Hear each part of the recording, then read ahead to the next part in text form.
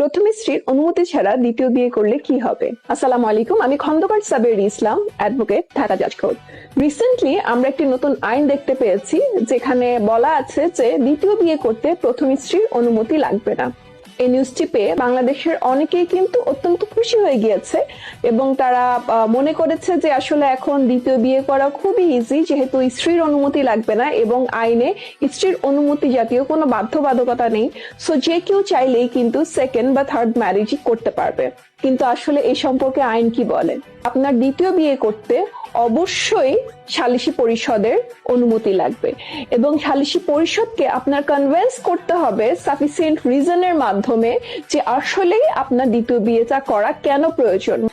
এখন আপনার কাছে যে বিষয়টি দ্বিতীয় বিয়ে করার জন্য সাফিসিয়েন্ট মনে হচ্ছে, বিষয়টা কি সালিসি পরিষদের কাছে আসলেই সাফিসিয়েন্ট রিজন?